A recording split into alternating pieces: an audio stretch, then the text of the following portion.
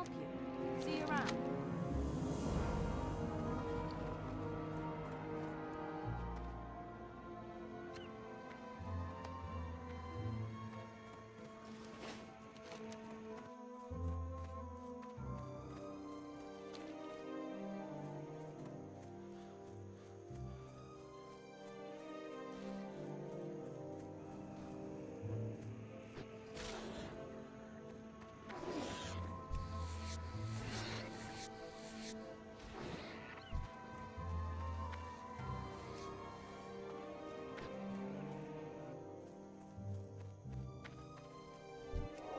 Not still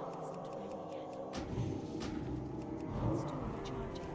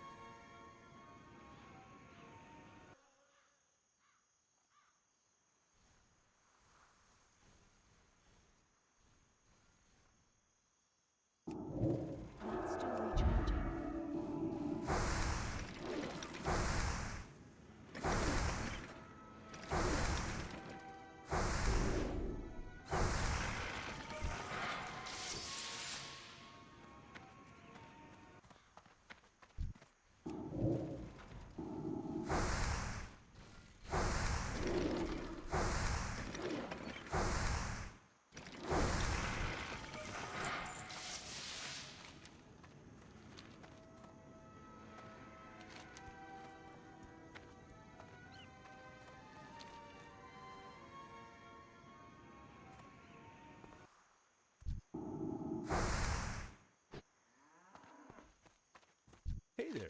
See you around.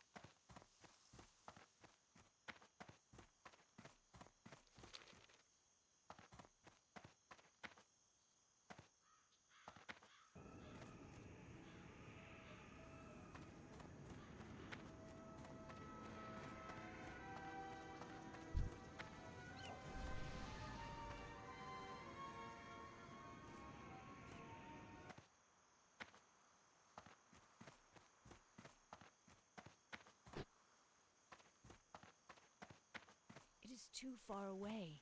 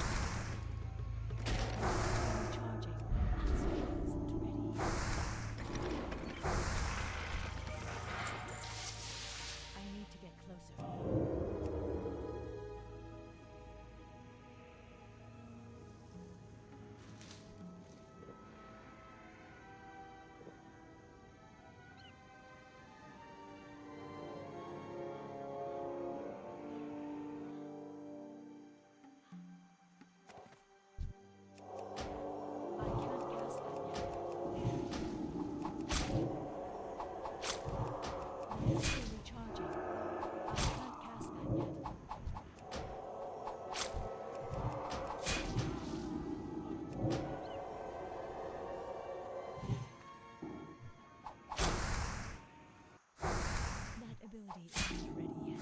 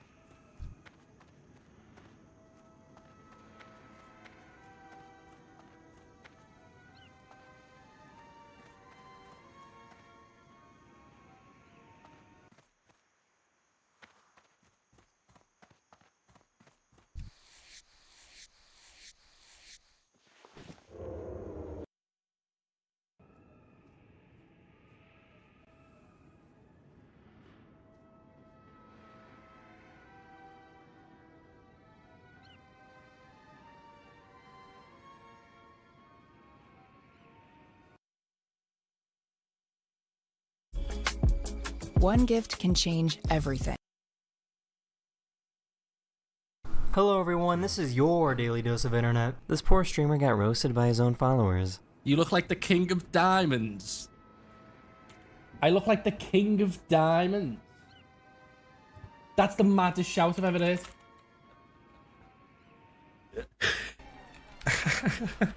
Everybody, rock your body.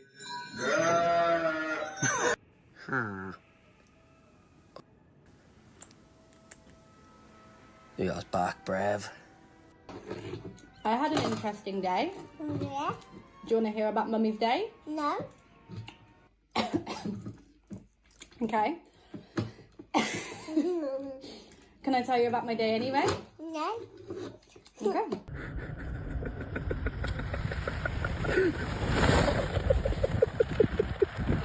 These cave explorers wanted to see how deep this hole was. 2, 1. Go.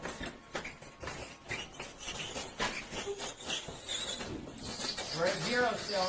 We're at 0 kilometers still. Oh my god!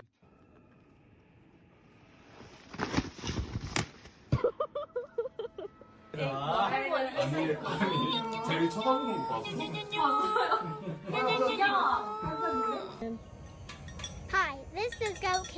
Come and camp here whenever you want.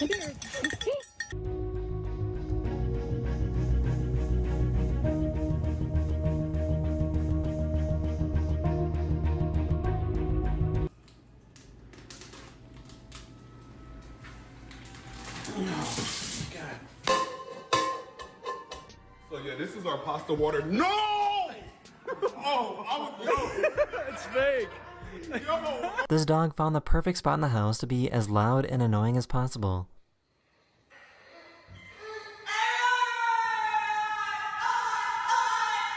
Hey, hey. So, a few days ago, the housekeeping Olympics took place in Las Vegas.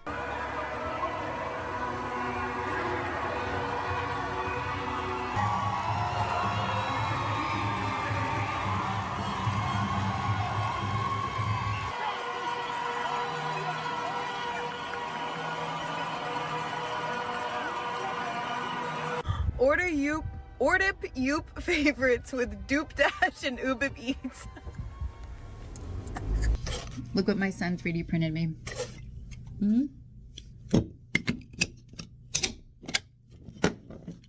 Awesome.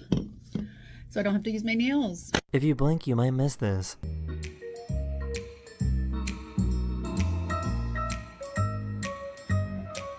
Cheat on me? This is my dad. Yes, cheat on me too, yeah.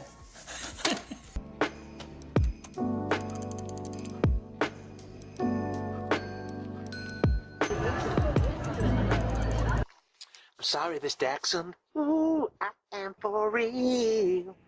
Never meant to chase you down the street. He just wants to come and sniff your feet. Really need a camera, so like when we're having like really good moments, you know? When we're having really good moments. Like really emotional. Wait a second. Emotional. This guy wanted to see what would happen if he pretended to die in front of his pet geese.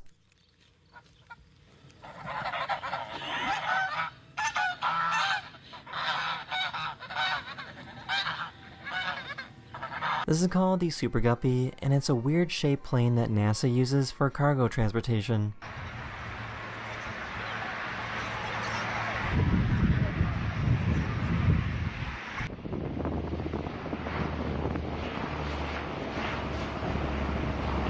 Yes.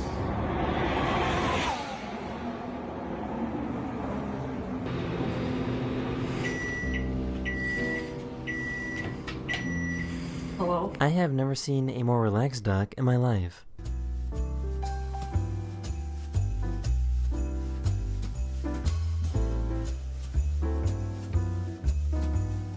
This dog found a smart way to cool down on a hot day. I wonder what they did. This is probably the most American video I have ever seen. Bro, are we serious right now? That is crazy.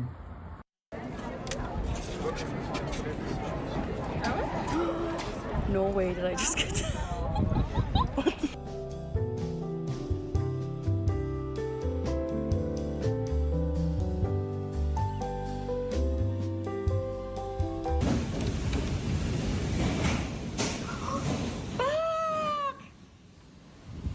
Oh my god! This dad knows what his priorities are. You just have a baby.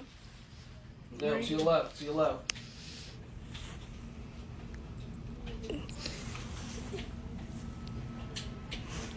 So why were these bears acting so awkward around this car?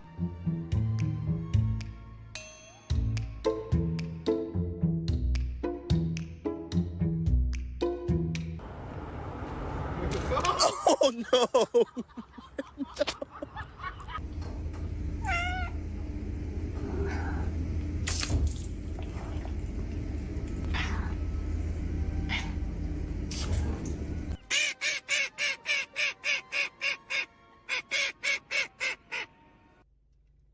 You're not you when you're hungry. This fancy restaurant gives out dessert balloons filled with helium. Oh!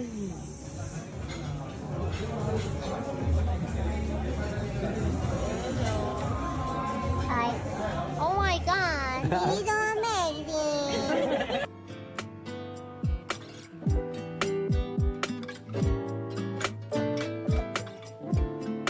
A few days ago, an astronaut recorded video footage of these auroras using a $40,000 camera.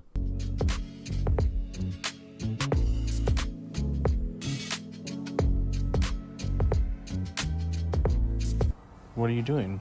WD. I know, but what are you doing? I'm doing school. Are you doing school on ChatGPT? How old are you? 3.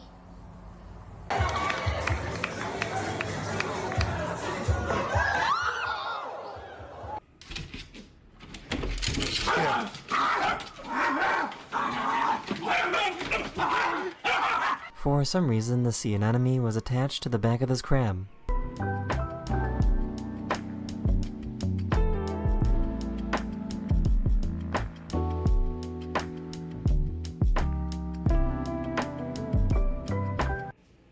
Angel, I was thinking about going for a walk.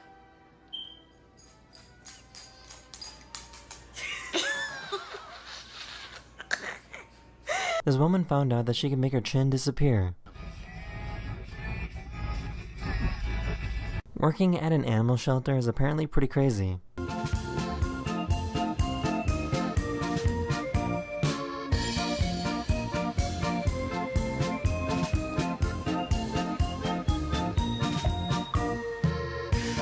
That is the end of this video. I hope you enjoyed, and I'll see you guys again very, very soon. Later.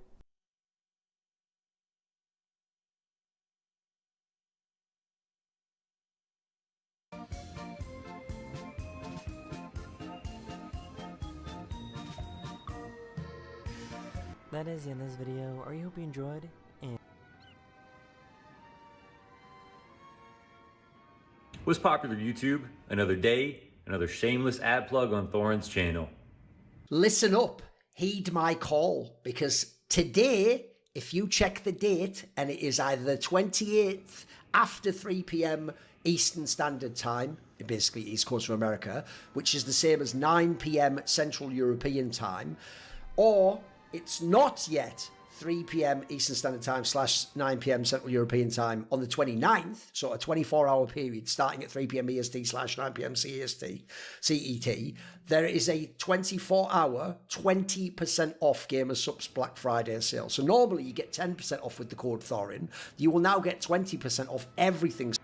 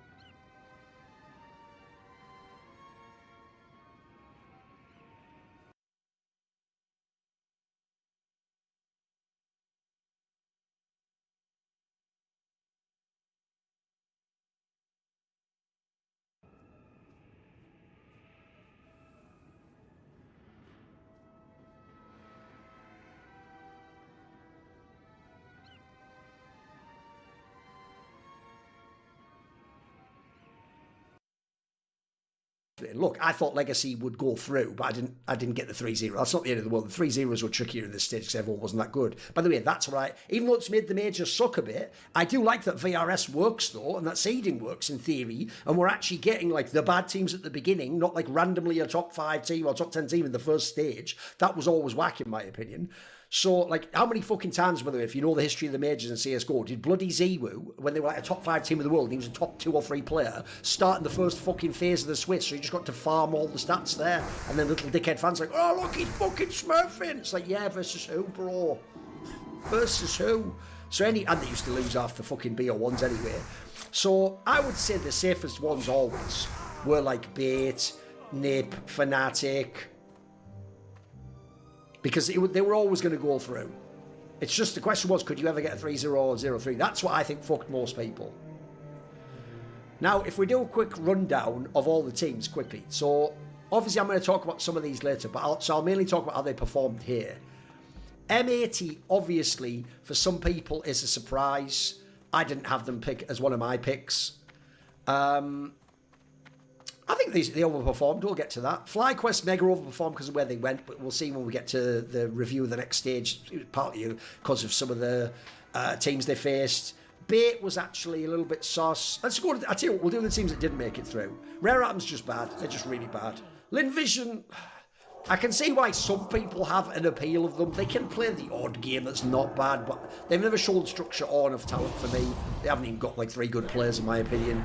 Gamer Legion is a shock. I do think they're a well-coached team. I think they've got to sort that AWP problem out. And I also think some players underperformed. Red Canids actually better than I expected. I told you I considered them for a 0-3, but actually, you know what? They had the odd game they pulled out that was kind of decent, considering I don't think their roster's that good. Huns, who gives a shit. Legacy, actually, it's a bomber. I've got to say, first of all, the Lato guy played maybe even slightly better than I expected. He's just really fucking good. If you remember when last year I kept raving about Insaney on MIBR before it kind of caught everyone's eye. It's not that his team was good at MIBR. Legacy isn't particularly good. They're kind of an alright team. But I'll tell you what, that guy fucking just frags, bro. He's just a really good player. Like, I actually genuinely hope he gets out of that team. Sadly, they will be haunted forever by that Nissan fucking flank in regulation on Paravision, because if they'd have just gotten that kill, the whole round is different after that, and they really could have won it. Then you've got Fluxo, if anything, mad overperformed. They were in the 2-0 game. I thought they're just crap. It was a good game by Art, and one of them, Fart, as we call him. NRG, I told people at the end of my video when I did the addendum about Daps playing, that look, when you have a squad like that, everyone was criticising the fact they didn't take some other IGL as a sub. Like, what are you talking about? First of all, how would he fly to the fucking event? How would he get there in time, etc., etc.? Also, their coach, not that long ago, was an IGL in CS. He was even a comparable type of IGL to Nitro, and he obviously knows the map pool, the playbook, and the fucking players in his team. So I always thought, come on, they're going to win at least one of the BO1s, aren't they? Like, they're probably going to get like 3 BO1 cracks at least. And then at that point in time, they're going to get one of them. And yes, actually, if anything, they will perform too. It's just that this is why, even though Sponge made that like pithy comment, like, these teams don't deserve to play BO3, it should all be BO1. Mate, that will make stage 2 way worse. Notice how the super fraudulent teams either got really lucky with the 2-0 game, because those were all bomb-ass teams pretty much, or they just went 2-0 and then did the like, and 3 BO3 losses and eliminated from the tournament. Like, you need the BO3s to actually filter out the fucking shitters. Let's go then, now that I got their first stage. Oh yeah, by the way, also, I hope you all realise none of you were ever actually brilliant analysts or geniuses or psychic. You were just carried at all those majors by the fucking loophole that if you put the team that should be 3-0 in the 5 that make it through, or 6 or whatever it was, then you were just going to get it automatically, weren't they? Now that you actually have to pick a 3-0, and if they don't 3-0, you not only wasted that spot, but you fuck up a spot when they make it 3-1 or 3-2, all of a sudden no one gets the coin, do they? It's really hard. But here's the problem. You all stupidly, you're all going to pretend like that stupid meme, like I was pretending to be retarded. You're all going to pretend it was a joke. But no, you absolutely did pretend you were psychic or a super genius, and that anyone, me, Pimp, whoever, Maui, if we didn't get it, that actually proves we know nothing about CS. Well, spoiler, I got the first round, so I guess I proved I did know about CS. And if you didn't, and you're watching, then you just proved you know, oh no, you didn't just miss one pick, you just know nothing about Counter-Strike by your own logic, hoisted by your own petard. Anyway, let's go to stage 2. Those of you who are still in the game, of course. So in stage 2, we're going to run down all of this. I'll do the review first, and then we'll do the matchups. So obviously we're going to start with big boys, Aurora. Aurora is basically, let's be real, they are carried by Xantares. He is the beginning, he is the end. If he plays really well, and he can, he's one of the probably top 10 players in the world, and he carries a mad load on the T-side, then all of a sudden their T-side can be good, and they can beat, in theory, any team in the world. The problem is if he ever drops off, or they get into sus territory, gets late game and Madge has to call, then they're in a lot of trouble. Sometimes Woxit clutches can save them. Listen, the firepower's great in the team. Jota can frag. Wikadia's not a bad fragger, especially when he only has to be like a 3rd or 4th type player. I've always said, if you'd have given this type of a team to like a Carrigan, bro, he'd probably be like 2nd or 3rd best team in the world. They'd win loads of tournaments. But we all know they're perennial chokers, and they are fragile almost any level of opposition. They can wake up one day and just smash an elite team 2-0, then they can play some not that great team and just lose like 2-1 in unconvincing fashion. They're so hit and miss. But in this phase, let's be real, they should in theory be the best team. But the classic thing about them, of course, is if I put them 3-0, they'll probably fuck up 1 BO1, then they'll be 3-1, won't they? So I actually don't know yet if I'll do that. We'll think about it. The problem also is they can also wake up, unlike most of the other teams, and just smash the whole group in 3-0. So it's tricky to pick, isn't it? Then you've got Na'Vi. Now in Na'Vi, they're obviously not the Na'Vi of old, not even really the Na'Vi of the first season. They're very hit and miss. With that said, I do think the fact that they do still have one of the better tactical systems and callers and a decent baseline sort of distribution and floor level of fragging does mean I think actually they'll hold up pretty well in this major. Like, I can actually sort of see them making a fluky major run into the playoffs. Like, I think they could make the quarters. I think if they get the right opponent at the quarters, especially someone who's a little bit nervy on stage, they could even fluke at semis maybe. They can't win the tournament, but they could maybe fluke at semis. And if they ever made the final, they would get smashed because it's a BO5 final. With that said, oh, by the way, I should have said for Aurora. Aurora should actually be a dark horse to win this major. Once you get outside of Vitality and Furia and then a bit of Falcons, I actually think you could argue right now, because no one knows if Donk's going to play Omega or Tanae, you could argue Aurora should be more of a dark horse than Spirit. True, they don't close games, but they have the firepower and the track record to do it. For Na'Vi, for me, the main two things is this. One, despite everyone criticising Makaze, because he isn't like Prime GL last year, and he isn't, I don't know, Frozen or whoever they want now, or Elise or something. I get it. Those are dope players. You just don't have the option to get them. I do think he's good, though. I actually think he's so far proven pretty well. Yeah, he maybe had like a honeymoon and he's dropped it a little bit. He's a bit hit and miss, but I do think he can frag, and I think he plays well generally. My issue in their team is, I think in this phase they're going to be fine. It's in the next Swiss stage I think they're going to have the issues. Because for me, the problem Wonderful has is this. Deep in playoffs, he falls off. Playing against elite AWPers often falls off. You put him against lesser talent and in normal games, I actually think there's a real chance he'll be like a top 5 player in the stats for this stage. I could see him doing very, very well if you look at the AWPers he's going to face here. So I think actually Na'Vi, if anything, a tiny bit too hated on right now in light of where the rest of the top 10 is at. Because once you get past about 3 or 4, by the way, actually it drops away pretty quickly. It's pretty stratified right now in CS. Then we got Liquid. The main problem they have right now is the two biggest names on the team are Elige and Nertz in terms of the last few years. Elige does do all that great T-side work as usual, but he has quite a few games actually where he'll just be kind of a bit off the pace overall. So that's one thing. It's not that he's a bad player, it's the integration of Elige I think still hasn't quite worked out. They're still finding their feet. I do think they've got the roster. They should in theory be in this like dark horse conversation to do like a semi-final or a quarter, but who knows yet. Part of me feels like they can sneak into the quarters. My main issue is Nertz just hasn't played up to the level they did in Heroic and Ents and those past teams. He looked like he was just a bona fide pure fragger. Hasn't really done it so far for me in this team. He's had his issues. If anything, actually NAF having a revival this season is what sort of made it so that he's been saved a little bit. Otherwise, I think a lot of people will be criticising him. He's the equivalent of your star striker you signed. Is that for Liverpool? Who just doesn't score fucking goals at the moment. So that is an issue. But I think because they played to the level of their opposition, they will get through the stage. It probably will be the 3-1-3-2. Then you got 3D Max. Right, 3D Max is a really interesting team because I always say, for me, they're a CSGO roster playing CS2. Because CS2 is about aggressive T-side players that put up gaudy numbers and dominate with the AK, the best gun in the game, and it's all about fragging, right? They don't really have that. But they have the tactics and the sort of team play and the sort of canny roster that fits together style of CSGO, of the heroics and the ences that we all used to love back in the day.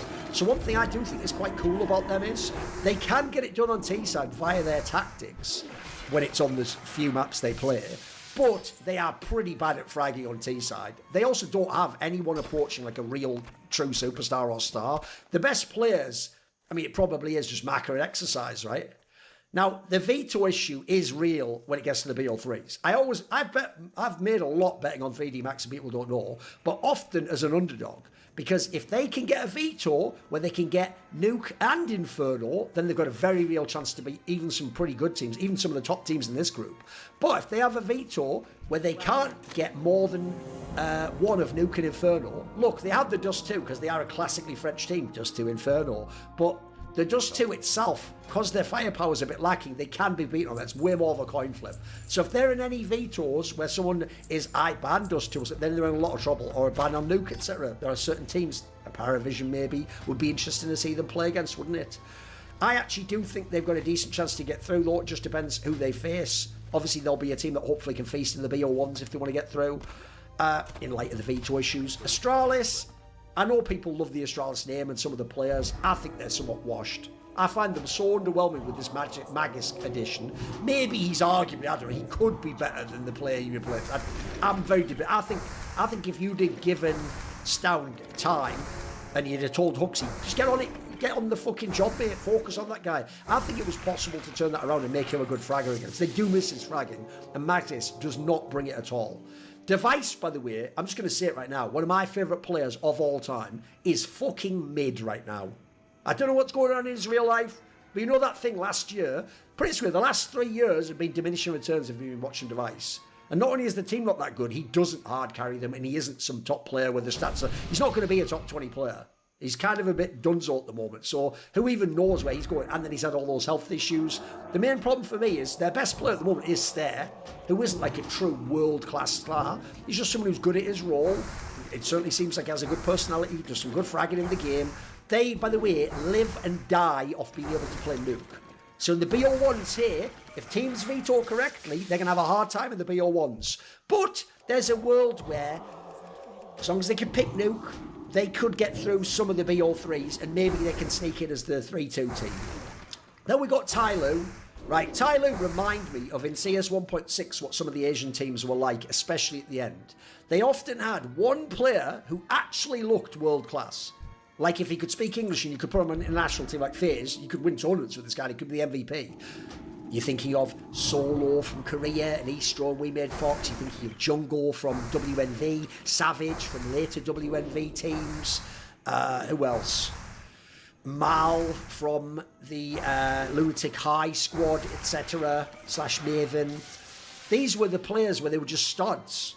Maybe good rifle from Tyloo at the end, maybe. The problem you have is this. It's not 1.6, boys. And so Jam Young is a stud. This guy, absolutely, when he goes off, they're not life games. He can do this. He can carry you against a lot of opposition. The problem is, his team isn't very good. So it actually sometimes doesn't even matter if he does. And I do think they just mad overperformed that, 3-week period. It's when they played the Fisher Playground, the weak field one, where it was right before the play break ended. And then they had some results in the ESL Pro League group stage, but then that's about it. Beyond that, they've actually been somewhat fraudulent. By the way, their T-side, especially considering what a good player they have in Jam Young, their T-side is ass. It is fucking bad. And I'm sorry, if you know CSGO Tyloo and Chinese CS, you'll remember, Attacker! He used to... CS2 should fit that guy. Boys, he's 28 and he's washed as fuck. He actually sucks at CS. He's not even the IGL either, by the way. As far as I know, he is not the IGL, so he cannot give that excuse. He's just not a good player. So I think they are going to really struggle. I could see them having a chance in the BO1s. I think they are toast in the BO3s. I could even see a world where... The problem is the Jam Young factor makes me think they won't be 0-3. But I'll tell you what, this phase, because we've done VRS correctly, there's not many bad teams here, really. I mean, you're talking at that point about the Passion UAs, the M80s, the Imperials of the world, etc. maybe even a Paravision or a bait, depending on how much you believe in Jame or how the land factor for bait. So I will say I don't think they're going to be good here. MIBR, good news is, if you used to watch MIBR last year, they were appalling. They had 2 maps. If they didn't get those, they were deep shit. And Insane, he had to go crazy, but he was really good. This year, the good news is they've a tiny bit expanded the map pool. They've got like half a map pool now, so it depends who they get in the BO3s, but in the BO1s they could certainly do well. And now, they actually have some legit stars, by the way. They have Insane as a rifler, aggressive rifler, really good player, by the way. They have Klim, who is that Eastern European player who was actually like on loan from the G2 Academy squad. How other teams didn't pick him up, I have no idea. Who knows? I'd rather have him than Jacob in FaZe, for example. That guy's actually legit. I mean, I guess, what am I talking about? He wouldn't play Jacob's role, but you get my point. He should be in a FaZe-type team, or a Gamer Legion or something, whatever. He's in a MIBR for whatever reason. Kickert's there, obviously helping him translate and shit. I don't, by the way, as far as I know, Kicker isn't the IGL. I think Exit's the IGL, so I don't even know really how that works. I guess he's just a veteran and he helps. It's doing that like your Kindar tomorrow, like I translate and help you feel comfortable in the team, jazz or whatever. So this team for me is more the BO1 threat, but it's not impossible they could sneak through. I don't think they will 0-3 personally. Passion UA, this, if you don't know, the joke goes like this. Fnatic was basically Passion UA Underground Railroad escaping out into the west and then just replacing Cypher, and now they just have 3 players from that lineup. Passion UA itself is X-Complexity, but with Kvem from Passion UA, so it's not even a Ukrainian team, it's just bizarre. But I'll tell you what, the Kvem edition, you're not at the level when you had Elige, but I'll tell you what, it's not bad, because you've got Grim, who kind of is like the poor man's Elige in terms of his output. Kvem's actually doing a decent job, and then Halzerk now, he didn't live up to what he did last year, but I'll tell you what, actually he does frag decently. So you've sort of got decent fragging in this team, actually, even for this stage, which might even surprise some people. I think Kvem is the difference maker, because he's kind of the opener player. They've also got a decent map pool. I've always thought JT is an underrated IGL, actually. He's the sort of IGL I would rather see in like a Gamer Legion or something one day. I get that he works with his former coach from Complexity in this team, though. So I got to say, though, I actually think they've got a decent floor, but I also think a lot of these teams can beat them. Yeah, that's the issue. And I also don't think they've got an excellent map. They've got like a good ground to their map pool, but they don't have maps where they're like, oh, they're so dangerous. Like even Australis has to do. They don't really have a map like that. M80, I've got to say, you've just got to go and look who they got in the first round. They got Bait, who is a tier 2 team. It's just they've been together quite a long time and they played quite a few lands. That was even fucking super close. They beat Paravision, who, by the way, to that point had never beaten anyone good, except on like September the 28th, they beat Bait online or something. Like they were kind of a bit fraudulent, as you saw, because a lot of their players are experienced. And then in the 2-0 game, who did they get? NRG, with their coach standing in as IGL. Like, bruh, if you don't 3-0 that, are you even good at CS? The only one I'd say there you should lose on Bait was the Bait one, right? So I also think if you go and look, I'm sorry, their whole team overperformed. Partly because of who they played with. Lake is a legit player, but he's supposed to be more sort of your 3rd star type character. Bro, he was fucking smurfing those games. The Swisher guy was having ridiculous games. He's not even supposed to be particularly good. Everyone just went crazy in this team. So I do think they will struggle in this phase to frag like that in any way. And also, good luck getting a draw like that. How would you even do it? Like, you could maybe get the first 2 BO1s if you're really lucky. There's a lot of upsets. The best of 3s, I think you're going to have a hard time winning a single best of 3 for M80. Unless you lose the first BO1s and you just play like, you know, fucking Tyloo or something. But even then, Tyloo might be favoured to beat you, quite frankly. So actually, if you're M80, props for even making it to this point in the tournament.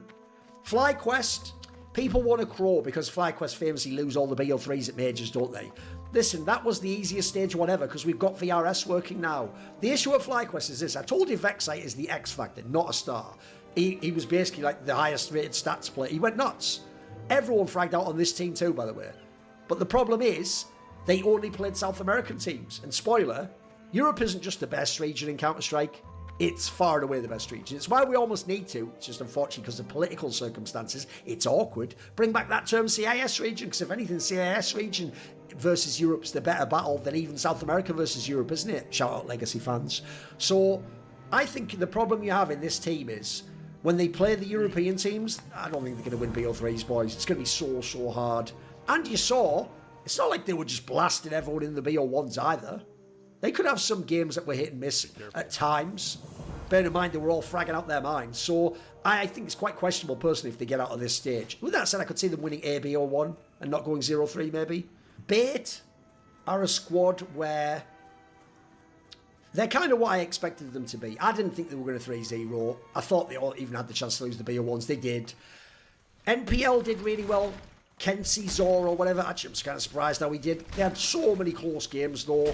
This was really touch and go. I think they're a team that actually is going to have a hard time getting through this phase. Don't know that they'll go 0-3, but they'll have a hard time getting through this phase. Fnatic and NIP are obviously two teams I was kind of riding with. Fnatic, Blame F, after the first map at least, did carry. He was really, really good. Jambo delivered, like I told you. It actually was a decent signing. The problem that makes you scared is 2 of the results. They lost to Fluxor, who just aren't good. And they had a way too close 0-2, in my opinion, versus NRG with DAPS. There's no universe that should have been that close. Bear in mind the players and how long I know the Jacasmo guy just joined, but the rest of the core's been together quite well. That was a little bit disturbing for me. That makes me worry when you get to the BO3s, how many of these teams you can actually beat. Because that's even with Blamer from Jambo going on. Then if you go to NIP, not too dissimilar a story. I told you Kaspersky is the truth. He's a fucking cracked out player. In this stage, it was actually the lesser supportive element, Snappy and Shush, that fragged out. Wrinkle is still really hit and miss. He's kind of your ultimate X-Factor AWPer, but he can have the games where he goes nuts. The issue here for me is, in an ideal world, Kaspersky would be your star rifler, Wrinkle would be your star AWPer, and then it should be you, Jerks, who's a sort of X-Factor, and he was kind of a bit whatever. There's also the issue that they did lose to NRG in a BO1. Now, with that said, they also did beat FaZe, so that's pretty good too. But you can see Nip's still a mixed bag. I think it's really touch and go. It will depend who they draw, in my opinion, if they have a chance to get through. And they're probably more like a 3-2 team, if we're being honest. Then you've got Paravision. I thought because of the gym factor, they'd have a chance to go through. With that said, it was a bit sus, wasn't it? Like, first of all, the 2 best players, Jim and Zalo, they did work. Okay. The Nota guy, I think, blew a bunch of maps, and the AW guy was just fucking bad. Like, that got really dangerous. I mean, if you ever go and look at the 2-2 game, on the 3rd map, the game against Legacy, I've just pointed out for Legacy, like, there's a world Legacy maybe could have won or should have won that game. Like, that was so fucking close margins. That was, you know, a smoke bloom, the right push through, a flashed opponent. There was some ridiculous shit going on in that game. So, if you're Paravision, you were lucky to even get to the stage. And thus far, even the real teams you beat are the Baits of the world, boys, the Legacies of the world. You aren't cooking teams like Aurora, Na'Vi, Liquid. Well, maybe who knows because they can't close the game. But in theory, those teams should be above your pay grade. So I could see Paravision fucking up the major for other people. But I actually think in this stage, I think they, unless I look at the simulator and see some great route, I actually think they probably won't make it through in this one. Then you've got Imperial. It's a shock they're here, obviously, until you look who they played. Rare Atom, I think the worst team in the fucking stage 1. The Huns, I had them as my other 0-3 team. They suck. And then who did they play in the BO3? NRG! Are you having a fucking laugh? They didn't have their IGL. So I think Imperial is on borrowed time here. Borrowed time. And that Norway guy, Smurf, I don't even think he's that good. Try was good as I expected. So I think this is a team where you can really think about them for a 0-3. I could see them just packing their fucking bags, crying on Twitter and in the interview, and then fucking off back to South America. And I don't even dislike some of the players. Some. Then we've got the last team, the dreaded FaZe. I said it on Twitter. In the last game, in the 2-2 match, I was low-key in that 3rd map, pulling for fucking Fluxor, even though I despise art, to win that game. Because they were in a winning position, and I thought, with how they've played and how Brokey's played, wouldn't it almost, 1, be deserved for FaZe to lose it, and 2, surely it would force the Org's hand to have to make some sort of a cut and a roster move and do something to inject excitement for the fans. Miss me with all that, like, hey, classic FaZe. FaZe used to like just lose 1 game and then get through each group stage, except for the majors they bombed, obviously. And then in the playoffs is when the magic... It wasn't like, what's this myth with Team Liquid and FaZe that if they just play bad or have a close game, it's a classic FaZe and Team Liquid? It's like, it's not even vaguely. You've just taken that to a meme. It's like the people who kept saying Paravision just play super slow and like fucking VP because it's Jamie. Doesn't. That's not even how they play in CS2. Watch the fucking games instead of just spamming memes, you idiots. So, that problem is, first of all, you lost to NRG. I'll say that again. You lost to NRG. That happened. Then you almost got, for real, 2-0'd by Red Canids. That could have happened. And then you almost lost to Fluxor. They were actually up by a decent margin on the third man. FaZe has looked absolute fucking ass. And that is with, by the way, Frozen and Twists, the two best players, carrying them. Because here's the problem. Jacob struggles. Yeah, but he's in the wrong role, Star and Illustrate. Right, first of all, which of the fucking stars am I going to put him in their roles? What you're saying, Polish fan, is you agree with me, you shouldn't be on this team. You should be on fucking Apogee Betclick, and then he should be able to fucking carry those games in Tier 2. Well, in that case, I agree with you. Fuck off. And then you can go and watch him and cheer with your fucking red and white flag and enjoy him in Tier 2 or Stage 1 of the Major if they made it there. He isn't good enough for the roles he's in. I don't think he's good enough overall. And that's not even the biggest problem. That says it all. That's not even the biggest problem. The biggest problem is Brokey is liquid pig shit right now. He has the most expensive fucking gun. And he's not even doing Brokey shit. He's not even making those moves and winning those clutches. He's not even doing, like, you know, well, the eye test says he's still adding to the game. You know, when the stats went bad for JKS in Liquid and at the end of G2, I said he'd still win you a few clutches, though. He still hold a spot on CT, so you can't even say that for Brokey. He's just completely fucking carried. And they're doing that absolute bitch-made shit in FaZe, where they're like, we believe in you. We're going to prove people wrong, and when we win, it shows Brokey is valuable. Oh, shut the fuck up, you loser. I don't care if you're Carrigan or Twisty, you say that. You fucking loser. You're supposed to be playing for one of the best teams and team orgs in the world and trying to win the major. And you're just making excuses for why a guy didn't, like, come last in all the stats and you snuck through 2-2 into a 3-2 fucking run on the worst Stage 1 ever in the history of the majors. Bro, I don't care if you have won and there are times you were a winner. That is a loser's mentality. I'm not saying you have to flame him, but at least, like, use some euphemisms and just maybe don't even talk about it for fuck's sake. Give me a break. People flamed Astralis way harder when Blame F was there instead than they did this fucking FaZe team. So there we go. There's all the teams. First things first, let's do the simulator. Now remember, don't be a noob. Don't just leave them all like this undone, because it just makes the higher seed win, you idiot. It's not simulating anything. I think people genuinely think the word simulator means this is like in Football Manager, where you can have it simulate the game and it does like a 3D render of like, hey, I'm watching the match. Hey, fucking Mbappe scored. I won 3-1 against Sevilla. It's not doing that, you moron. It's not like when they have the UFC play the video game and go, see, fucking, you know, Conor McGregor would beat Khabib in the rematch. Like, no. You have to pick the games. You have to simulate being an analyst and then pick who's going to win, and then you'll know who has a chance. So miss me with it. They can't beat in the 0-3. You haven't done the simulator. So anyway, let's do it. We'll actually do the opening round, shall we? So Aurora against M80. The first question immediately. The fuck? Did I get the wrong one? No, there we go. It's over here. Oh, it's because it's not an order of when they're played. Right, okay. Aurora versus M80. I should probably put that back. It's just the veto we're looking at here, boys. Taking out the nuke for Aurora is not even that good, by the way. They've never been a great nuke team for my money. They take out your Ancient, which really puts a dampener if you're M80. I know it says 100% for M80 on Mirage, but look who they're playing. This team is a coin flip on Mirage, but against the best teams in the world. So I'm sorry, Aurora should just not only win this veto, because they can easily veto into the maps they like Dust 2 and Train and etc., but they're going to cook this. I think the firepower is just too much. So yes, Aurora wins. Fuck, I'll take that out. Aurora wins the opener. Na'Vi against FlyQuest.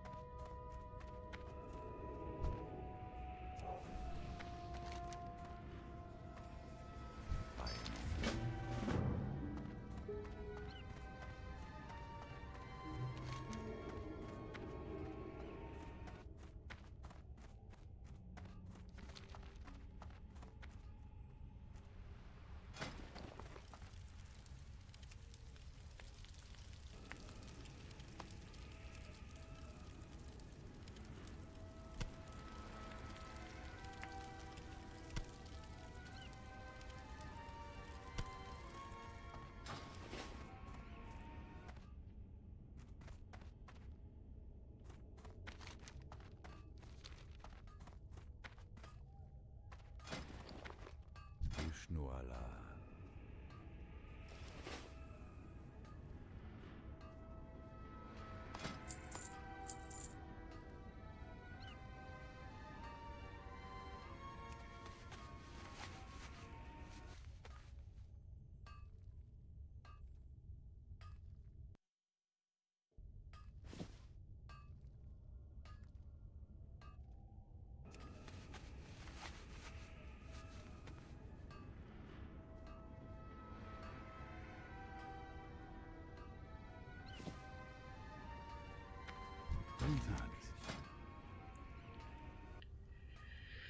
The issue is, again, that's not a real number on Inferno. Navi's not that great on Inferno, but they do have bit, for fuck's sake. They'll always have the Dust 2 and the Mirage. Their nuke's in theory weak, but obviously it's not a FlyQuest map. Yeah, there's a big issue with it. This should be a win for Navi as well. Navi wins that one. Liquid against Bait. If you've seen Liquid, there's maybe a chance if I look at the Veto. Bait takes out Nuke. Not even that great a map. Take out their Overpass. Now, by the way, Overpass, because it's the newest map, is the newest Anubis Vertigo. Not in terms of tactics or how it plays, but in terms of people don't like it or they haven't fully put all their time into it. Now, the key thing here for Bait is I've got the trade. You're not going to get to play that. Liquid's going to take that out. They're going to take out your Overpass. At that point, you are in deep shit. Like, will they really let it go to Mirage when it's one of your only good maps? Surely they'll force it to something like an Inferno or the Ancient. So Liquid should win this opener. 3D Max against Fnatic. Remember, it's all about Veto for this team. Otherwise, I'm taking Fnatic. So they take out the Mirage. Not a bad pick. Here's the problem. Fnatic takes out Nuke. Remember, Nuke and Inferno are the maps you need if you're 3D Max. So you take out that. By the way, if you're Fnatic, you should cynically just ban all these maps out. In fact, if you want to be really silly, just really ban out Nuke, Inferno, Dust 2. I don't think there's any way 3D Max is beating you. So I think, actually, I'm going to say Fnatic wins that. Oh, what's that? The simulator didn't simulate it. It just had a fucking stat. It's just the seeding, bro. It's just the seeding because of where they are in VRS in the world. Please learn the game, bro. Please. Astralis against NIP. This could be spicy too. Snappy and Shush against Astralis and some of their former teammates. I told you, Astralis need that nuke.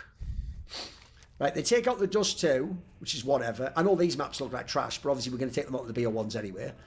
The problem is NIP like nuke. So in theory, there's a world where they probably shouldn't remove it. They probably have to leave these three maps in, don't they? So it could be nuke. In which case, Astralis probably should win. But it's touch and go, because I kind of feel like the firepower might even a tiny bit be on the NIP side there. But I will give them respect for the nuke. So I'll say, actually, I'll probably take Astralis to win that one. Depends on the betting though later. Tyloo against Paravision. This could be a Paravision angle, depends on the Veto. Tyloo takes out Dust 2. Remember, ignore the numbers, they've been playing bad teams. They take out the nuke, but the nuke isn't even that good a map. It's more, I'm not looking at the numbers, I'm looking at where they're strongest. So they're strongest on Mirage, Ancient, you can get those maps in theory. You're going to take out the Overpass. They're going to take out your nuke for you. So if you Tyloo, you can even get it to a map you like. You could probably get it to it. Not Train. You can maybe just get it to Mirage. It's even a map that's tricky for Jim to call on, I think. With that said, the firepower tells me Tyloo can get the upset. But it's a BO1. So I think I'll probably take Paravision for that one. I also think the firepower is slightly over it because a lot of it's in Jamyon. MIBR versus Imperial is obviously a bullshit draw. And the idea one of these teams has to get a win just because of this is kind of whack. But if we go down, MIBR has always been people who ban Dust 2. That's actually a decent map, but not the best map. No, it's actually it's in the middle for Imperial. Imperial takes out your Ancient, which is a bit tricky if you're MIBR. You think about where they could veto though, you've got a very good chance to end on a nuke. And I favour MIBR for having better players, so MIBR wins that one. Passion UA versus FaZe Clan. The idea I even have to consider this is nuts, but just the nature of FaZe at the moment. So they don't play the Mirage, which is big for FaZe. That's actually big if Passion UA wants to get the upset. They take out the Train, which is not a bad, that's a pretty decent removal from FaZe 2. You take out what? Overpass. I'm figuring if you're FaZe, you want to play Nuke, Inferno, maybe Ancient. Dust 2's there, but yeah, I think you've always been sus and they're too good on it. So if they're going to take out Mirage, Ancient,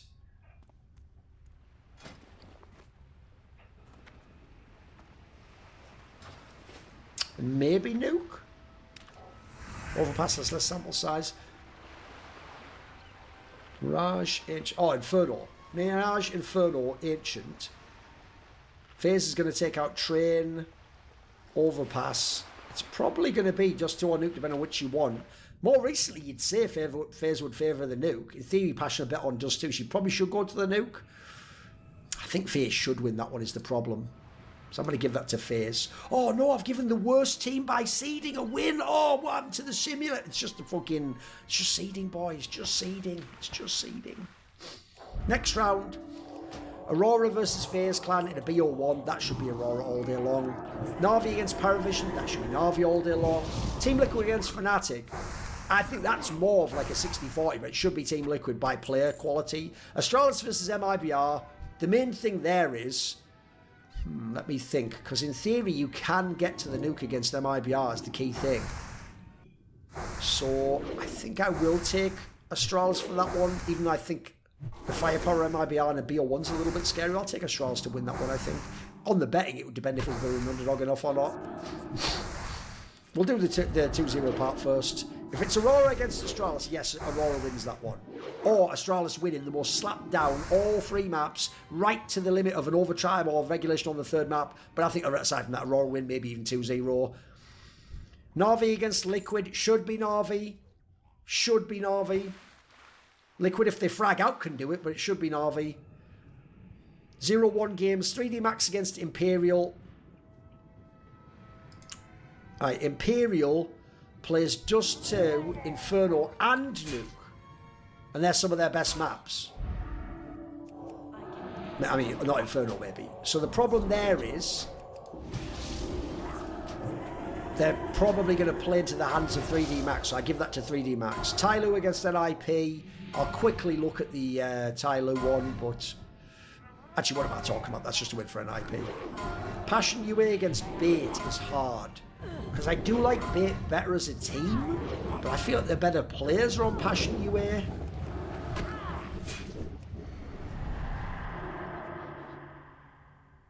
And Bait has a problem closing games for my money, so I think I'll take Passion UA for that one, even though they can be a bit sus. I think they've just got the stars. M80 against FlyQuest, I'll take M80 for that one. I don't think the FlyQuest can perform like they did before. Let me think about that, actually. Because M80 definitely smurfed and overperformed. So, what was the FlyQuest angle again?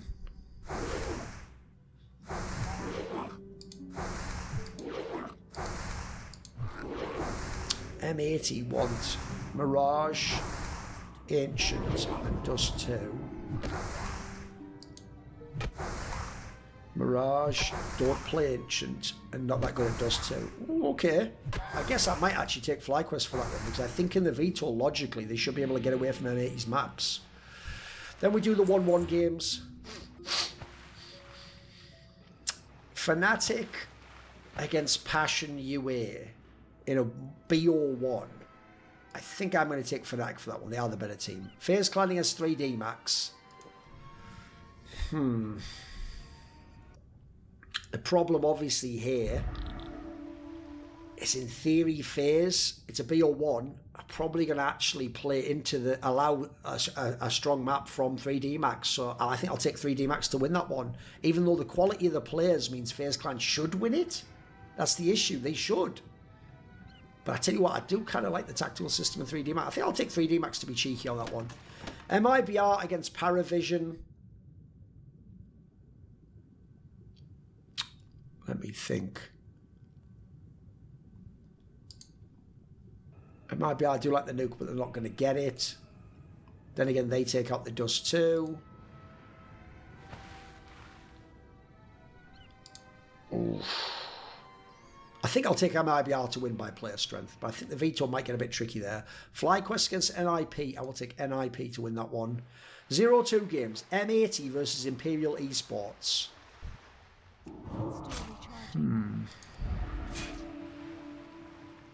So Imperial want Overpass and Mirage. Overpass, no go there. but not the Vitor. The Mirage is decent.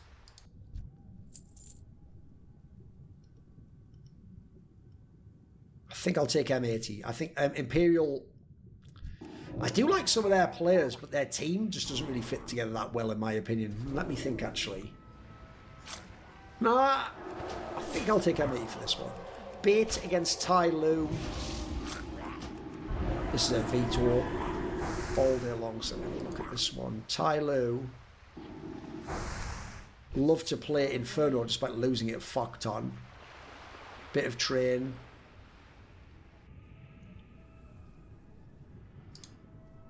I think I'd take Bait to win that one. I think they're a better team. They just lack the firepower compared to the best player in Tai Lu. Then we do the 2-1 games. Astralis versus 3D Max. Crucially, they take out the Dust too. Their Infernal's a little bit sus, but they're willing to play it a fuck ton. And they do like Nuke, so in theory, if you are 3D Max, you could pick an Inferno and get Nuke as the decider. That is actually the formula to potentially win that game. That is a tough one. That is a tough one. So should they be favoured though? I think, for me, usually when they can get two of those maps, I do favour them. I think I'll take them to win that one, actually, amazingly. Team Liquid against NIP should be Team Liquid. Fnatic against MIBR is a tough one, but I think I'll say Fnatic. FlyQuest against Bait. I can go both ways on this. Is a really 50-50. I think I'll take Bait, but I think they can both go with on that one. I'll say FaZe Clan will beat M80. Let's not be silly. Passion UA against Paravision. That's another tough touch one. I might take Paravision to win that. Then the last games, the 2-2 games. Astralis against Bait. Astralis should win that game, so that because Astralis is going to get through somehow. FaZe Clan against Paravision. It should be FaZe Clan. Let's not be silly. MIBR against NIP. I think it's a really close game. We'll say NIP makes it. So, in my simulator, I have got Na'Vi and Aurora 3-0. It's tricky to necessarily pick Na'Vi as the 3-0 team, of course. Then I've got 3-1 Liquid, 3D Max and Fnatic. You maybe would have thought some of them might be 3-2 as well. 3-2 ends up being Astralis, FaZe Clan, NIP. And then 0-3 is Tai Lu and Imperial. I actually think when I go and look at the overall thing here, those are some pretty decent ones, I've got to say. So, when it comes to picking the 3-0 teams, the obvious problem you have is Aurora are the most likely team to 3-0, but they can also easily fuck up a BO1, in which case, if you want to be really safe, you can just put them as a 3-1, 3-2 team. I don't hate that, especially because they might play like a FaZe Clan, for example. They might have to play, I think it's mainly FaZe Clan I'm more worried about there. They might give the nuke to the Astralis, obviously, in the BO3, but they should still win that one. With that said, I will still put them as a 3-0 team. I also think Na'Vi, it's partly because of who they're going to play. They can certainly lose to Liquid, but I think Liquid is the only other team I'm really thinking about for a 3-0. So I'm not going to bet on Liquid because they can't close the games. I think Na'Vi's just got the better floor. I'm going to put Na'Vi 3-0. Then for the 0-3 teams, I'm going to put Imperial immediately. I don't even think they should be in this stage. I think they're not a particularly good team. And I'm going to put... This is where I was thinking between Passion UA, M80, partly because of the experience angle. I think MIBR's just got too much firepower. Tai Lu. Those are the only teams I'm really thinking. I think even Paravision wins a BO1. I don't think FaZe can 0-3. So I think I'm going to do what the simulator said. I'm going to take Tai Lu. On paper against this field, you'd think they win at least one BO1. But if you look who I actually think they're going to end up playing, I think they will. I think they're going to go 0-3. Look, I hate to do it because Jamyung's just too good to be 0-3, but the floor of some of the other teams is better, maybe. Then for the teams going through, I'm going to immediately take Liquid. They've just got too much talent. Like I say, they're even probably a team that in the next stage should be playing for the chance to 3-1, 3-2 and sneak through to the playoffs. I'm going to take 3D Max because I think they can get the vetoes against a lot of the squads in this phase. So I think they're good enough to get through. Wait there a second.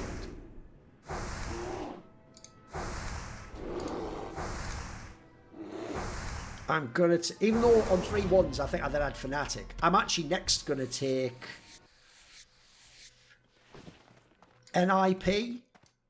They can be hit and miss, but they can also be good, and I do like the construction of the team. I just need Wrinkle to play a little bit better.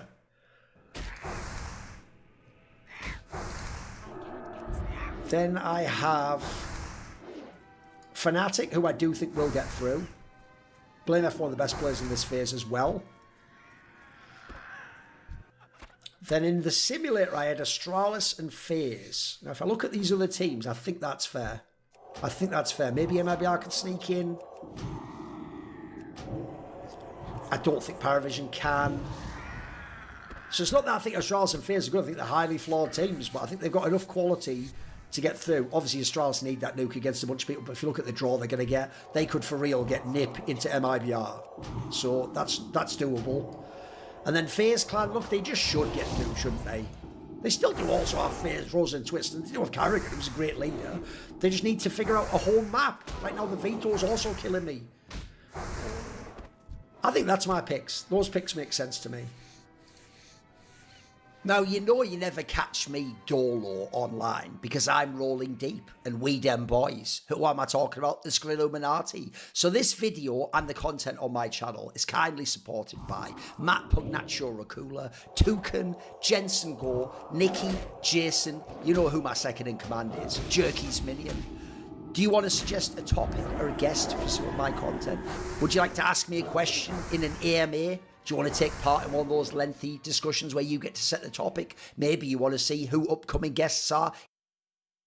Depending on who you ask, Lex Fridman is a super genius former professor at MIT, truth-telling podcast aficionado. Other people will say he's a lying industry plant grifter who pushes certain narratives based on whatever will make him famous under the guise of neutrality and working for a greater good. When I first encountered Lex Fridman, I saw him as more of a. I mean, the man taught at MIT and had an academic paper endorsed by Elon Musk. That's pretty remarkable stuff, but the more I look into this man, the more I realize that almost everything he does is deceptive, embellished, or just a flat-out lie. This guy has one of the most popular podcasts in the world, yet somehow also has zero charisma. For people who are not familiar, what if someday or night a demon, by the way, he has a demon introduce this thought experiment. What if someday or night a demon were to steal after you into your loneliest loneliness? He'll humiliate himself on podcasts despite claiming to be an alpha male. He has an extremely shady background that nobody can make sense of other than accusing him of being an intelligence asset, which might hold more weight than I originally thought. So let's try and get to the bottom of who is Lex Fridman.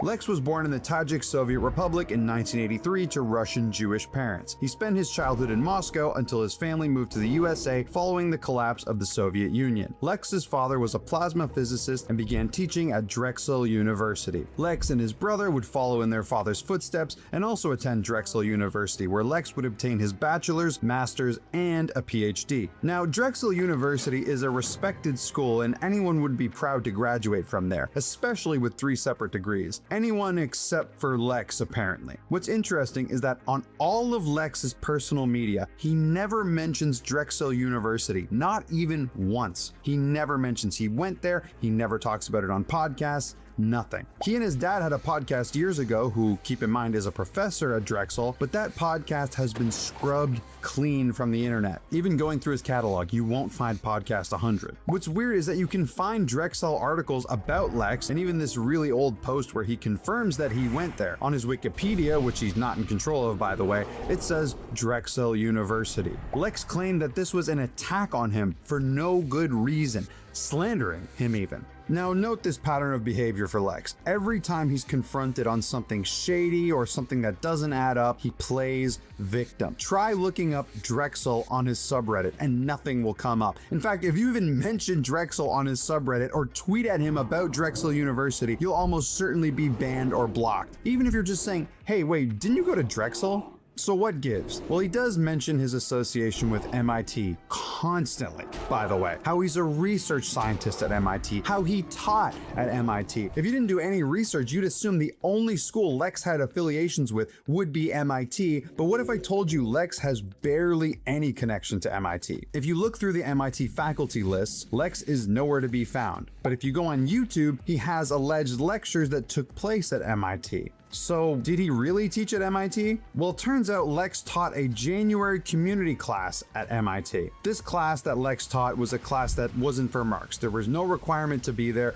no grading, no anything. MIT and other universities will usually offer these classes for anybody to take if they have an interest in a subject. Now, teaching this and being a tenured professor are very, very different things, but it didn't stop Lex from putting MIT all over his social media. His LinkedIn, for example, says MIT and nothing about Drexel, which is weird because on a LinkedIn, you'd want all of your academic credentials on there. Even if you go to any of his papers, it cites his school as MIT. Again, when you're publishing an academic paper, you'd want all of your academic qualifications in there. So why is he so eager to cover up the fact that he went to Drexel and not MIT? Well, because Lex uses this to give himself authority when speaking. Lex Friedman, MIT. Also, which is something those people seem to sometimes care about, followers and stuff like that. Like, did you just do that? And then they said, enough of that nonsense. Enough of that nonsense. They said to me, enough of that nonsense. So what is his affiliation with MIT? Apparently what Lex did is what a lot of slimy academics do to boost their clout. Somebody from MIT commented on these dubious practices.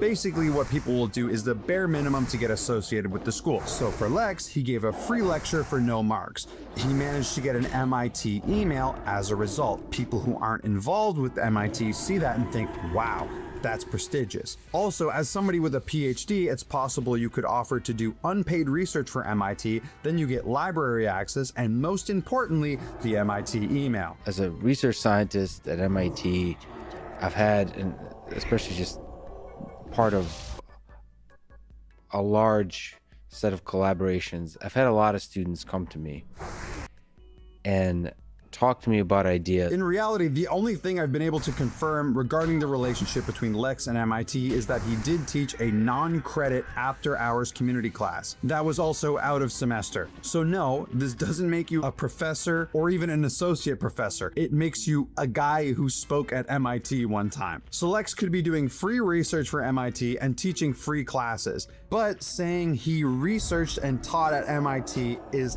technically true. In the same way the guy who cleans floors at the Tesla factory works for Tesla. It's like Brendan Schaub claiming he was in the NFL because he tried out for the Bills, not realizing that literally anyone can just show up to a tryout. College football, NFL. Yep. You were on the training team, or not training Buffalo team. Bills. Buffalo yeah. Bills. Yeah, camp. What the fuck happened? Training camp? Yeah, yeah. I pulled a hamstring. What my favorite part about this whole saga is that for all of his profile pictures, Lex uses this photo of him speaking at MIT, and you'll notice all this complicated math behind him. You'd think that this is Lex's math, but no, it was the guy before him who wrote all this stuff on the board, and Lex just walked in after and gave a lecture. But it looks very fancy on literally all of his social media profile pictures. This is the original research that got me kind of interested in Lex. It got me thinking, this is very shady. All of this is super suspicious. Why would you go so far to hide where you actually graduated from and push this MIT narrative so hard? In reality, any normal person would put that MIT as a footnote, but Lex makes it his entire personality and uses it when giving himself authority on certain topics. Now, Lex claims MIT still pays him as a researcher, so clearly he must be greatly respected in the academic world, right? Other academics could come out and speak positively about his work, and all of what I'm saying would be disproven or overblown. But what's interesting is that Lex's claim to fame was when he wrote a paper on the safety and effectiveness of Tesla's self-driving capabilities. Now, somebody like Lex, who's taught at MIT and researches and has so much background in academia, would obviously publish a paper like this academically.